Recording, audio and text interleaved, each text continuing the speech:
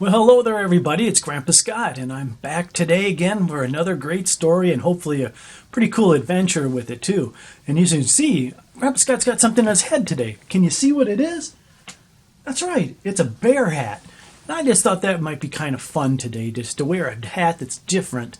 And you know, Grandpa Scott likes bears because, there's a couple pictures of some bears on that wall. And then if you turn around this side, you see another picture up on that wall of a bear. Yeah, Grandpa Scott likes bears. Actually, I like all animals. And this story today is kind of about animals too. Are you ready for a new story? Well, great. Here we go. It's called The Pet in the Jar. Have you ever had a pet in a jar? Most people don't have pets like that. They usually have like cats and dogs, maybe even a turtle. But a pet in a jar? Well, let's see what it says. Today's story is The Pet in the Jar. No pets, the sign said on Jeremy's house, said that, but Jeremy wanted a pet. With all his heart, he wished for one. See up there, it says apartment for rent. No pets.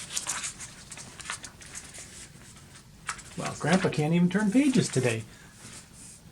Then one day, something fell from a tree onto Jeremy. A caterpillar. A big black and yellow caterpillar. It had fuzzy things that stood up on his back. Jeremy watched the caterpillar walk up his arm.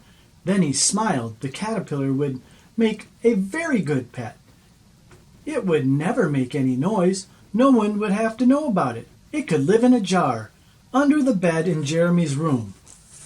You think that would be a good idea? Well, let's see.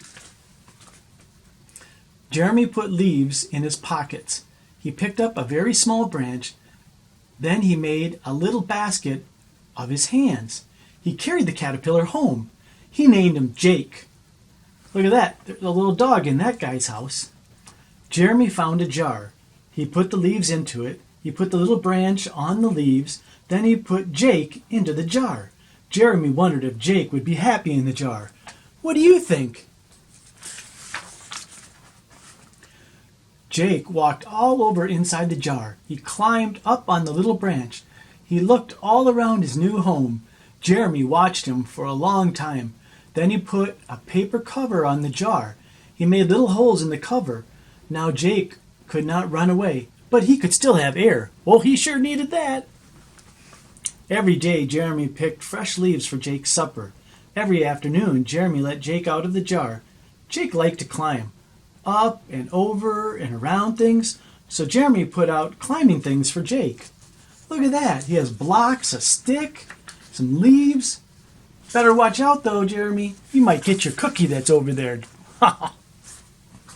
Jeremy lay on the floor. He watched Jake.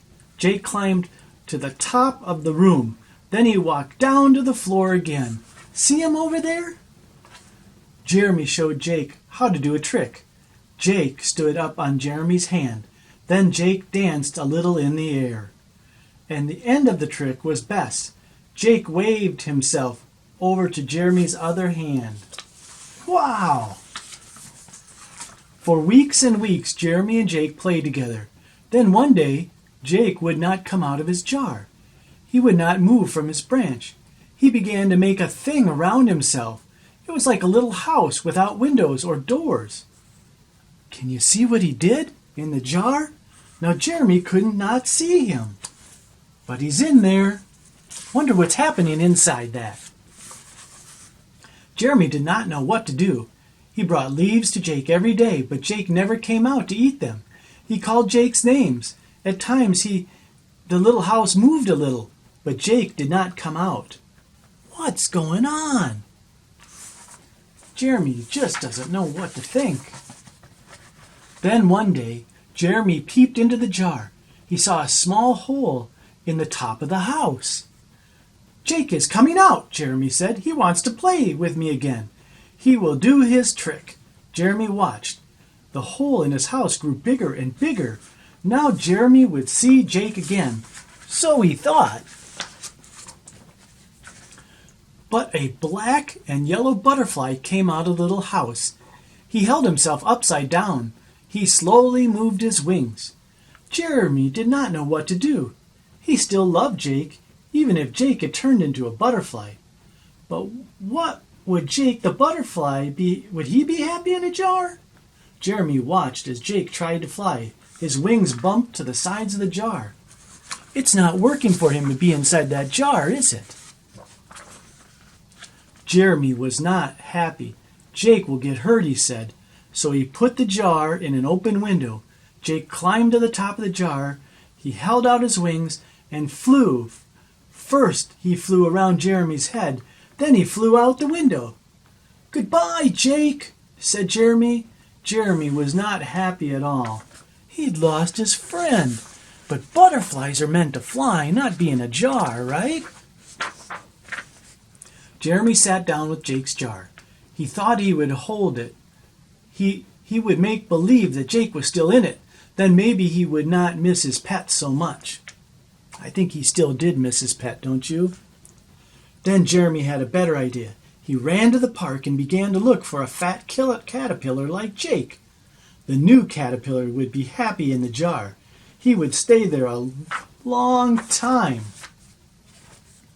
Then one day, just like Jake, just one day, the new caterpillar would become a butterfly too, just like Jake. Well, isn't that something? Old Jake and Jeremy had a great time for a while, and it let Jeremy have a good friend. But he did the right thing. Nobody keeps butterflies in jars. They need to fly, stretch their wings, and go out and explore. And you know, now's the time for you to do that too. To go outside and have some fun. Because this story about a pet in the jar, well, it's all done.